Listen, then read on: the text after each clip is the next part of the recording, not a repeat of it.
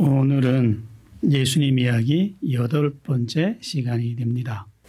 지금 예수님은 혹시 기억하시나요? 어디서 활동하고 계시나요? 가버나움. 가버나움까지 기억하셨나요? 잘하셨어요. 갈릴리라는 지역에서 활동하고 계십니다. 가버나움은 갈릴리 지역의 중심 도시라고 생각하시면 됩니다. 그래서 가버나움에서 지금 예수님이 활동하고 계시는데 그 가버나움에는 세관이 있어요. 왜? 가버나움이라는 도시는 길의 도시예요. 유라시아 대륙에서 쭉 그 서쪽으로 계속 가다 보면 이 가버나움이 만나게 돼요. 그래서 거기서 북쪽으로 가면 시리아로 해서 유럽으로 가는 길이 있고 남쪽으로 가면 애굽으로 내려가는 길목이에요. 그러다 보니까 이곳에서는 항상 큰 대상들이 무역하는 사람들이 많이 이 길을 통과합니다. 그러다 보니까 이곳에는 로마의 세관이 당연히 있겠죠. 그 세관에 레위라고 하는 사람이 있었어요.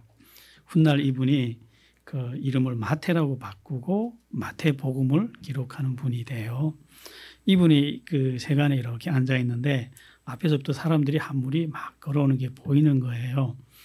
세금 내러 오는 사람들인가 하고 이렇게 찬찬히 보고 있는데 가까이 오는 거 보니까 그 소문으로만 듣던 예수님의 일행이 오는 거예요. 그러니까 이 마태가 막 마음이 뛰기 시작하는 거예요. 막 가고 싶은데 자기 신분상 가까이 가면 안 돼요. 왜 그러냐. 잘못하면 예수님의 제자들한테 맞아 죽을 수도 있어요. 그러면 왜? 당시 그 유대인 문화에서 남자 중에서 세리 그리고 여자 중에서 창녀는 인간이 아니다라고 결정을 해버렸어요. 그래서 자기가 그렇게 가까이 가버리면 예수님의 제자들 가운데는 셀롯인 시몬이라는 사람도 있어요. 이 셀롯인이라는 게 무슨 말이냐. 열심당한이라는 말이에요. 그러니까 우리식으로 말하면 빨치산이에요. 이 사람이 아마 산속에서 이 마태를 만나면 죽입니다. 당당히 죽입니다. 그런 신분이 이 세리 마태예요. 그러니까 두려워서 가까이 가지는 못하고 가만히 앉아서 쳐다만 보는 거예요. 그런데 예수님의 일행이 지나갈 줄 알았는데 가까이 오시더니 예수님이 마태 앞에서 이렇게 내려다보시더니 조용히 말씀하시는 거예요. 나를 쫓으라. 이 말씀을 듣고 마태는 그냥 머리가 하얘져요. 그 자리에서 일어나서 예수님을 쫓아갑니다. 이제 이렇게 쫓아가면 생계는 어떻게 할 건지 직무를 마음대로 팽개치고 가면 그 벌은 또 어떻게 받아야 될지 로마로부터 이런 거 하나도 계산 안 해요. 이 사람 정신 나갔죠.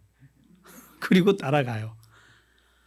그런데 이 세리 마태는 숨이 멎을 것처럼 기쁜데 제자들은 따귀를 맞은 것처럼 충격받은 거예요. 이 사건 때문에. 어떻게 세리란 자를 우리 무리 가운데 넣을 수 있느냐는 거예요. 우리는 거룩한 하나님의 선지자의 제자들인데 세례 요한은 세리들에게 관대했어요. 세리들에게 너희는 정한 세례는 걷지 마라. 그럼 너희도 천국에 들어갈 수 있어 했는데 예수님은 이때까지 그렇게 말씀하신 적이 없거든요. 그래서 예수님은 아니겠지 했는데 세리 마태를 받아주시는 거예요. 그래서 제자들은 너무너무 화가 나가지고 눈에서 불이 달려가지고 세리 마태를 쳐다봐요. 빨리 나가라 이러고. 근데 마태는 그런 게 보이지 않는 거예요. 너무 기쁘니까 예수님 앞에 눈치 없이 넙죽 엎드려서 이렇게 말합니다. 오늘 저희 집에 묵고 가시면 어떻습니까? 우리 집이 큽니다. 이분들이 다 들어가도 됩니다. 이렇게 되니까 예수님이 그런 말하고 또 따라가시는 거예요. 제자들이 어쩔 수 없이 끌려가요. 예수님이 가니까. 그런데 그 소문이 동네에 금방 퍼졌죠. 그러니까 이 마태의 친구들 세리니까 친구도 다 세리들이겠죠. 와 모여온 거예요. 그리고 성경에는 죄인들도 같이 왔다 이렇게 기록했는데 세리들이 친구를 하면 또 누가 있겠어요? 창녀들밖에 있겠습니까? 그런 사람들이 막 모여서 잔치를 벌인 거예요. 거기 예수님의 제자들도 같이 끼어서 지금 먹고 마시는 거예요. 먹을 건 아마 좋은 거로 나오겠죠. 그래서 이렇게 즐겁게 먹고 마시는데 이 바리새인들이 와서 초를 쳐요. 참 무례해요. 이 사람들이. 즐겁게 다 지금 즐겁게 앉아 먹고 마시는데 와서 그래요. 너희가 어찌하여 세리와 죄인과 함께 먹고 마시느냐. 순식간에 분위기가 굳어졌죠. 야, 참 무례하죠. 이게 경건인가요? 당시에는 경건이었어요. 예, 바리새인들은 종교적 권세를 가진 사람들이니까 제자들이 난처한 거예요. 야, 아까부터 난처하기는 이거 즐거워해야 되는지 슬퍼해야 되는지 그냥 어정쩡해서 먹고 있는데 밥은 먹어야 되겠고 하는데 이 분위기가 이렇게 됐으니까 예수님이 한마디 하십니다. 건강한 자에게는 의원이 쓸데없어. 나는 의인을 부르러 온 것이 아니라 죄인을 불러서 회개시키려고 왔어. 회개시키려고. 지금 그 어두운 시기에 의인이 어디 있습니까? 다 하나님 말씀을 참 정신을 버리고 외형적이고 형식적인 말씀만 쫓아가서 다 타락해 버렸는데 당시에는요 2가지 부류의 인간만 있었어요. 죄를 내면에 꽁꽁 감춰놓고 겉으로는 율법 몇 개 지켜놓고는 나는 거룩해, 나는 의로워하고 위선적으로 사는 사람들이 있고 내면이나 겉이나 숨길 것이 없이 홀랑 벗은 것처럼 나는 죄인이야 하고 살아가는 사람들이 또 있었어요. 세리들과 창녀들 이런 사람들. 그런데 예수님은 지금 천국을 만들려고 오신 분이에요. 하나님의 나라를 만들려고 오셨는데 이 나라에 들어가려면 조건이 있어요. 아무 조건이 없는 게 아닙니다. 회개해야 돼요, 여러분들. 그런데 회개하려면 내가 죄인입니다. 내가 잘못했습니다. 이제 돌이키겠습니다. 하는 것이 선행이 돼야 돼요. 근데 자기가 의롭다고 생각하는 사람들은 죽어도 회개할 일이 없는 거예요. 못 들어가요, 그러면. 그러니까 예수님은 차라리 이런 사람들도 쉬운 거예요. 그래요, 저 죄인입니다 하는 세리들, 창녀들 이런 사람들한테 와서 하나님 나라 가르치니까 그렇게 잘 들어가는 거예요. 그러니까 나는 이런 사람들한테 왔어. 너희들은 건강하다며. 그러니까 너희들한테 나 필요 없잖아. 하지만 바리새인들이 비난은 멈추지 않았죠. 지지 않죠. 바리새인들도. 이렇게 말해요. 요한의 제자들은 자주 금식하며 기도하고 바리새인들이 제자들도 그런데 당신의 제자들은 먹고 마시나이다. 이게 무슨 말이냐. 당시 유대 사회에서는 한 사람의 경건의 척도를 무엇으로 측량을 했냐면요. 얼마나 많이 금식하느냐. 얼마나 많이 기도하느냐, 기도를 몇 시간 하느냐 이거를 가지고 그 사람의 경건의 높이를 결정을 했어요. 일반인도 이러할진데 종교 지도자들이라고 하면 일반인보다 훨씬 더 많이 해야 되겠죠. 그래서 이런 종교적 문화 때문에 실제로 세례 요한의 제자들은 정말 자주 금식했고 기도 많이 했고 바리새인들의 제자도 그렇게 했지만 예수님과 예수님의 제자들은 이런 것이 아무 아랑곳 없이 따로 노는 거예요. 가는 곳마다 사람들이 예수님 왔다고 잔치를 차리면 다 받아주시는 거예요. 그러니까 안 어울리죠. 이 바리새인들이 하는 말이 맞습니다. 정말 정당한 말 했어요. 그런데 예수님이 이런 말씀을 합니다. 야, 지금 혼인집에 손님들이 가득 왔는데 지금 잔치가 벌어졌는데 그 혼인집 손님들한테 금식하라고 말할 수 있냐? 무슨 말씀이냐. 지금 유대 민족이 수천 년을 기다리던 메시아가 지금 온 거예요. 신부가 수천 년을 기다리던 신랑이 온 거예요. 아, 그러면 기뻐서 잔치를 베풀고 먹고 즐기는 게 당연한 일 아니에요? 거기에 와서 지금 잔치한다고 와서 막 따지고 이러지 말고 니들과 같이 먹으라는 거예요. 그러나 언젠가는 신랑을 뺏길 날이 올 거야. 그때 금식하라고. 이제는 새로운 세상이 시작됐어요. 메시아가 이 땅에 온 그때부터 세상이 완전히 바뀝니다. 영적 기류가 바뀌어요. 어떻게 바뀌는지 아세요? 그래서 세계 역사는 이 메시아가 온 그때를 기점으로 해서 기원 전, 기원 후로 분명히 나눠요. 그럼 무엇이 다르기 때문에 세계 역사 자체가 이렇게 달라졌을까요? 어떻게 달라졌냐면요. 예수님이 온 시점 이전에는 하나님이 인간을 어떤 눈으로 어떤 기준으로 바라보시고 판단을 했냐면 율법의 기준으로. 율법으로 인간과 인간 세계를 판단하셨어요. 그런데 이제는 누구를 기준으로 판단한다고요? 예수님을 기준으로 해서 판단하는 완전히 다른 세상이 왔다는 거예요. 그거를 예수님이 지금 계속해서 설명해 주고 보여주는데 바리새인들은 이거를 이해하지 못합니다. 그러니까 예수님이 다시 설명해요. 이 새로운 세상에 대해서 어떻게 설명하냐면 그 유명한 포도주 비유를 가르쳐요. 야, 새 포도주를 낡은 가죽 부대에 담지 않지 않느냐. 그러면 이게 발효되면서 불어나면서 부대도 터져가지고 부대도 못 쓰게 되고 포도주도 버린다. 새 포도주는 새 부대에 담아야 되지 않느냐. 마찬가지로 지금 새로운 세상이 왔고 새로운 가르침이 왔기 때문에 율법적인 그 낡은 틀, 낡은 기준으로는 이런 것들을 받아들일 수 없다는 거예요. 그러니까 세례 요한이 와서 제일 먼저 이들에게 요구했던 것이 회개하라는 거죠. 바리새인들 니들 수고했다. 그러나 회개해라. 너희들도. 나쁜 놈들 너희들은 그렇게 하지 말고 너희들도 회개해라. 회개만 한다면 이제 오는 새로운 가르침을 받아서 누구나 다 그 나라에 들어갈 수 있다는 거예요. 새로운 부대, 즉 이젠 새로운 마음이 필요하기 때문에 회개하라는 거예요.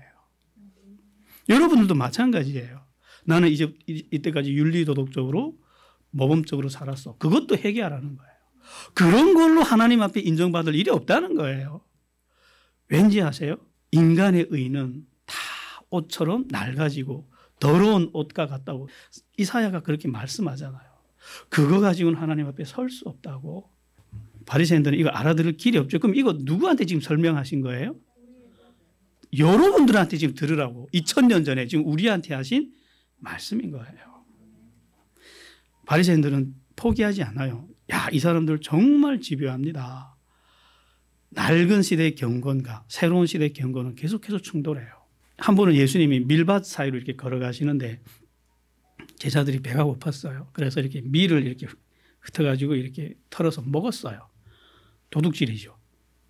북한 문화에서는 이거 당장 주인이 몽둥이 들고 쫓아올 일인데 이거 도둑질 아닙니다. 왜냐하면 율법에 배고픈 사람이 그 밭에 들어가서 먹는 거는 죄가 아니에요. 먹게 하라 했어요.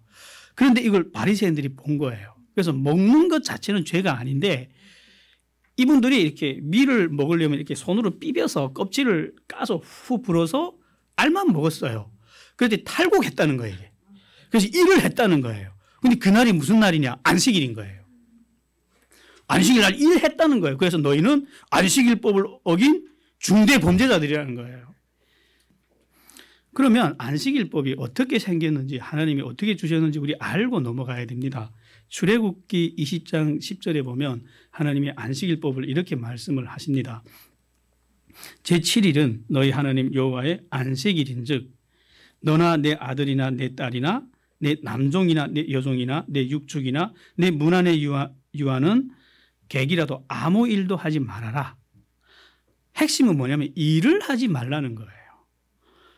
무슨 말씀이냐? 이 말씀의 참 정신은 뭐냐면 6날 동안 일을 했니? 그럼 하루는 7번째 날은 쉬라는 거예요. 그 이상의 의미가 없어요. 왜? 인간을 만드신 생명을 만드신 분은 하나님이기 때문에 모든 생명에게는 쉼이 필요하다는 걸 하나님이 너무 잘 아세요. 그래서 이런 법을 만들었는데 이 법을 안 만들면 어떻게 되는지 아세요? 신분이 낮은 사람들, 종, 그리고 마소 이런 것들이 죽을 때까지 일만 하다 죽어야 돼요. 약자들을 보호하기 위한 사회적 장치였단 말이죠. 결국 이 법을 왜 주셨냐면 인간을 사랑해서 주신 법이에요. 그런데 이걸 어떻게 뒤집었냐면요. 살인적인 조항으로 만들어서 인간을 괴롭히는 법으로 바꿔버렸어요. 어떻게 바꿨느냐.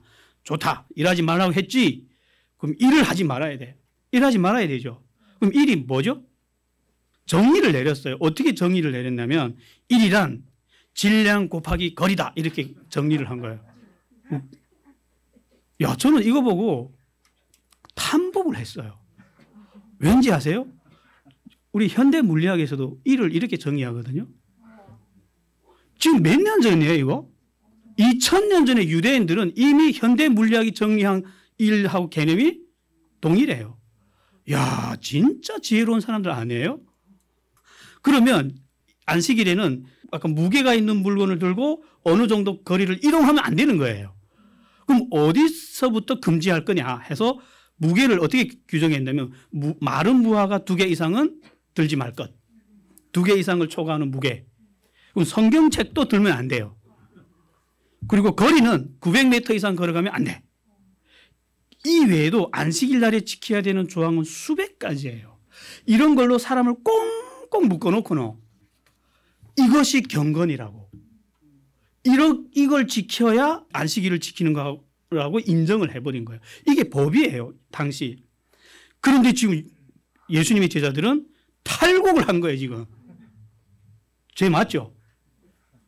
중대 범죄인 거예요, 이제. 우리 문화에서는 이게 왜 저래 이러겠지만 그때 문화는 바리새인들이 주장한 거 맞아요. 여러분들 자꾸 2000년 후의 시각으로 이 사건을 바라보면 안 돼요. 그 시각에 보면 여러분들도 이랬을걸요.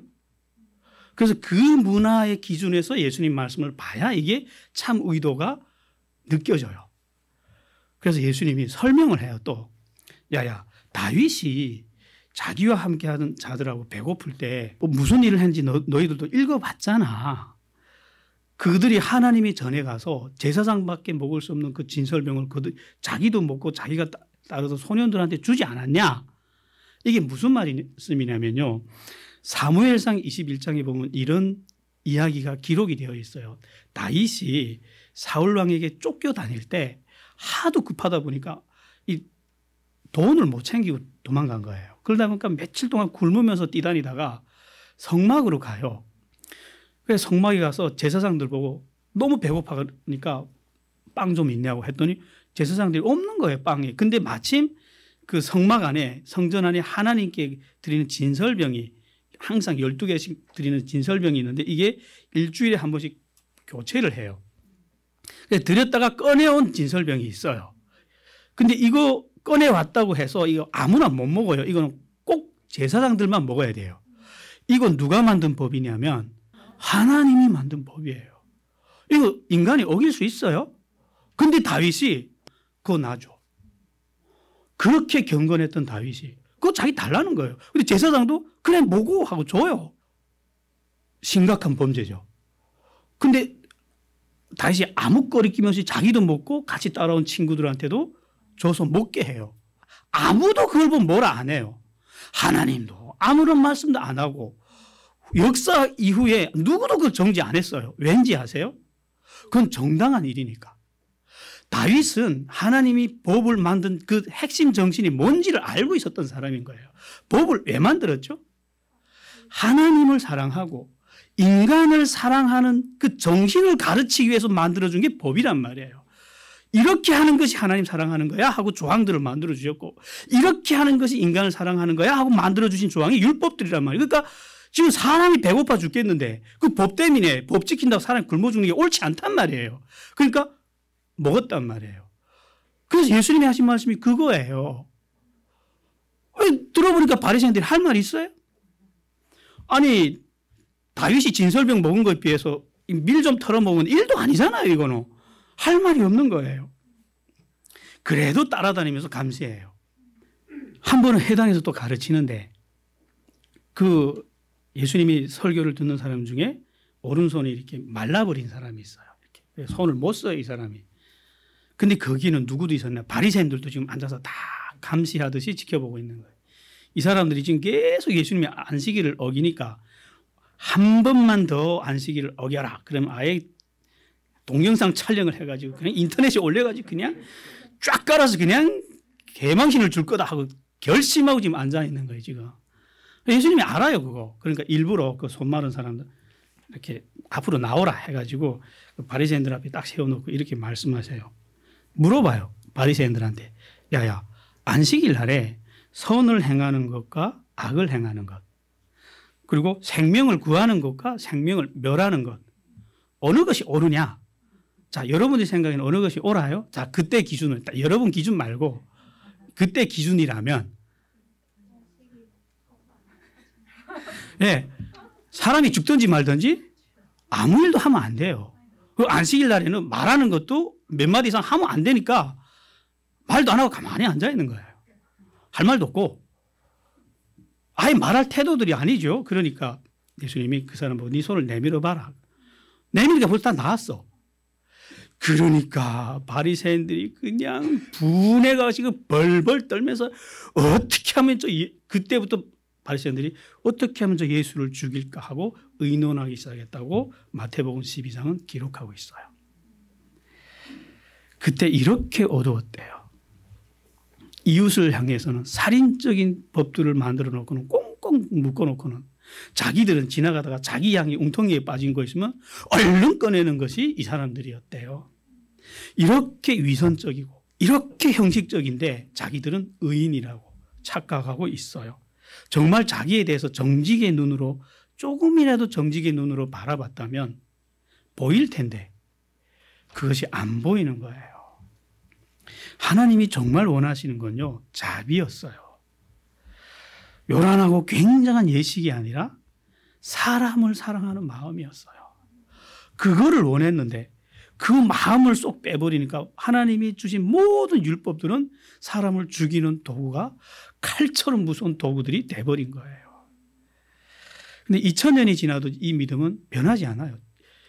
영적으로는 조금도 발전하지 못했어요. 지금 이스라엘 가보면 제가 가봤더니 안식일 날에는 외국인이 호텔에 들어도 못 간대요. 다 유대인들이 들어와서 호텔에서 지낸대. 왜? 밥도 하면 안 되니까. 밥을 못 해 먹는 거예요. 그래서 안식일 날이면 그 유대인들이 있고 호텔 보면 층층마다 다 선대요. 아예. 왜? 이 버튼도 누르면 안 되니까. 그래서 저녁이면 들어와서 불 꺼주는 사람이 따로 있대요. 그렇게 경건을 지킵니다. 그래서 이제 돈 없으면 안식일도 못 지켜요. 호텔 못 들어가니까. 그리고 자기들은 경건을 지킨다고 그렇게 호텔에 살고, 그럼 이방인들은 그들이 경건을 봉사하기 위해서 열심히 뛰다니고 올리뛰고 내리뛰면서 불도 꺼주고 켜주고 해서 그들은 다 지옥을 가야 되죠. 야, 그 총명한 유대인들이 지금 영적인 문제 앞에서는 이렇게 아둔할 수가. 우리 교회 초등학생이 들어도 어처구니없는 문제를 아직도 그러고 있어요. 왜 이렇게 될까요? 나름대로는 열심히 경건을 추구하는 사람들인데 이거 우리도 이렇게 될 수 있어요. 인간이. 율법의 핵심 정신을 모르면, 하나님의 말씀의 참 의미를 모르고 그냥 문자적으로 형식적으로만 쫓게 되면 결국 이렇게 됩니다. 그래서 예수님이 이 유대인들하고 아무리 논쟁해도 대화가 안 통하니까 마태복음에서는요, 그것을 떠나셨대요. 말이 안 통하니까 그냥 기차에서 떠나니까 많은 사람들이 예수님을 쫓아 나왔대요. 자, 안식일 날에는 유대인들은 쫓아 나올까요? 안 나올까요? 안 나오죠. 그럼 이 누구예요? 이 사람들은? 이방인들인 거예요. 그러니까 예수님이 그냥 다 고쳐줍니다. 안식일 날에 바리새인들이 뭐라 하든 개의치한 거 다 고쳐주고는 또 예수님이 고쳐줬다면 뭐라 할 거니까 그렇게 말씀해요. 야, 나한테서 고쳤단 말 하지 마라. 그냥 다 집에 가라. 그냥 보내셔요. 그리고 그날 저녁 예수님이 이 어두운 세상을 등지고 산으로 올라가서 밤새 기도하십니다. 그리고 다음날 내려와서 제자들을 따로 불러 모아요. 그렇게 하고 불러 모아서는 12명의 제자들을 이렇게 따로 구별을 해요. 그때 예수님을 따르던 사람들이 꽤 많았거든요. 12명 누가 고르냐면요, 시몬 베드로, 안드레, 야고보, 요한, 빌립, 바돌로메, 세리 마테, 쌍둥이 도마, 알페오의 아들 야고보, 셀롯이라는 시몬, 야고보의 아들 유다, 가롯인 유다, 이렇게 12명을 따로 고르고 구별시킨 다음에 이렇게 말씀하십니다. 너희들은 오늘부터 사도다. 제자들이 사도? 이게 뭐야? 자기들끼리 사도가 뭐야? 사도가 뭐야? 하는데 예수님도 가르치지 않아요. 왜냐? 말로 설명할 수 없는 어떤 것이니까. 훗날 그들은 이것 때문에 자기들이 운명이 얼마나 크게 변하는지 알게 되죠. 이 구별이 얼마나 무서운 구별이라는 거. 그리고 6월절이 왔어요. 예수님이 또 6월절이 오면 모든 유대인들은 예루살렘 올라가야 되잖아요. 그래서 저기 우리식으로 하면 한경도에서 다시 서울로 올라오신 거예요. 그 먼 길을 걸어서 갈릴리에서 다시 예루살렘으로 올라가십니다. 그 복음서에 보면요, 3번의 6월절이 기록이 돼요. 그래서 성서학자들은 예수님이 공생의 기간이 3년이구나 하는 걸 알게 돼요. 이게 두 번째 6월절입니다. 그래서 6월절에 이렇게 올라갔더니 그 예루살렘에는 베데스다라는 못이 있어요. 근데 그 못 옆에는 이렇게 막들이 있어요. 거기에 많은 병자들이 와서 앉아 기다리고 있어요. 왜 그들이 기다리느냐? 이 베데스다 못에 가끔씩 천사들이 내려와서 물을 막 휘저어요. 그럴 때 제일 먼저 들어가는 사람은 병이 낫는다는 믿음을 갖고 있어요. 그러니까 이 병이 낫고 싶은 사람들은 다 옆에서 대기하고 있는 거예요. 그냥 어느 순간에 물이 흔들지 모르니까 하루 종일 그 못만 이렇게 쳐다보면서 앉아 있는 거예요. 근데 거기 그런 사람들이 가득히 앉아 있어요. 그런데 예수님이 거길 지나가다가 38년 동안 일어나지 못한 사람, 안전뱅이로 사는 사람한테 지나가다가 이 사람을 이렇게 내려다 보시다가 이렇게 물어보시는 거예요. 네가 낫고자 하느냐? 아니 이 사람이 허구한 날 가만히 앉아서 그 못만 쳐다보는 이유가 뭐예요? 근데 거기다 대고 네가 낫고자 하느냐? 제가 물어봤다면 어떻게 될 것 같아요? 욕이 바가지로 왔을 거예요. 근데 예수님이 이렇게 물어봐요. 왜 물어봤을까요? 이런 거는 오늘 팀장들한테 물어보세요. 팀장들 정신 차리세요. 보통 사람이 이렇게 안 물어보죠. 근데 예수님 물어봐요. 네가 낫고자 하느냐 했더니 이 사람이 한참 쳐다보다가 이렇게 대답을 해요. 주여 물이 동할 때 나를 못에 넣어줄 사람이 없어요. 내가 가는 동안 다른 사람이 먼저 내려갑니다. 그러니까 이 사람은 지금 누구를 기다리는 사람이죠?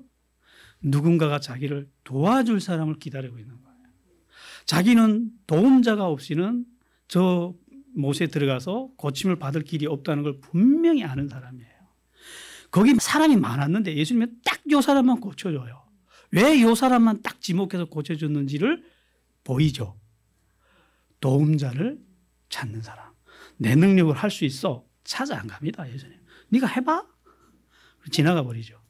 오늘도 그래요. 내 힘으로 죄를 이길 수 있어. 나 완벽하게 살 수 있어. 그럼 해봐. 지나갈 거예요. 그럼 나는 안 돼요. 이런 사람은 예수님이 찾아오실 거예요. 그러니까 예수님이 이분한테 그래요. 일어나라. 그리고 네 자리 들고 집에 가라. 그랬더니 이 사람이 갑자기 자신감이 생기는 거예요. 그냥 일어날 것 같아. 그래가지고 일어났더니 벌떡 일어난 거예요. 이야, 38년 동안 못 일어났던 사람이 일어났어요. 걸을 수 있어요. 너무 기쁘니까 빨리 집에 가서 식구들한테 알려주고 싶어서 자기 방석 들고 깔고 앉아있던 방석 들고 정신없이 달려간 거예요. 근데 그날이 안식일이에요. 갈릴리도 안식일 문화가 무시무시한데 예루살렘 쪽에 오면 이 안식일이 어느 정도로 무시무시한가 하면요. 그 유대인들이 자기들이 정체성을 규정하는 걸 세 가지로 규정을 합니다. 지금도 그래요. 제사를 드리냐, 11조를 드리냐, 안식일을 지키느냐. 이 셋 중에 하나만 어기면 유대인의 회에서 내쫓아 버려요. 유대인이라고 인정을 안 합니다. 이 때문에 유대인들이 얼마나 철저하게 안식일을 지키냐면요. 전쟁이 일어나도 적이 쳐들어오는데 안식일 날에는 가만히 앉아 있어요. 실제로 마카비 혁명 때 저기서 이걸 알고 안식일에 쳐들어오거든요. 칼 들고 막 고함치며 뛰어오는데 안식일이라고 가만히 앉아서 수천 명이 다 죽었대요. 기록이 나와 있어요. 어떻게 경건해 보이시나요? 지금도 그래요. 전쟁을 하는데 다음번 안식일 날에는 전쟁하면 안 되니까 안식일 전에 끝내버려요. 그래서 70년대 6.1 전쟁이 그래 일어나는 거예요. 6날 동안 딱 전쟁을 하는 거예요. 야, 대단한 민족이죠. 근데 지금 그 정도로 안식일법이 무시무시한 데서 지금 38년 된 병자가 정신없이 집에 가다가 딱 걸린 거예요, 지금. 야, 너 여기서 이렇게 된 거예요. 그때야 이 병자가 정신을 차린 거예요. 기뻐서 미쳤다가 정신 차리고 왔더니 자기가 안식일법을 엄청나게 어긴 거예요. 지금 방석 들었지?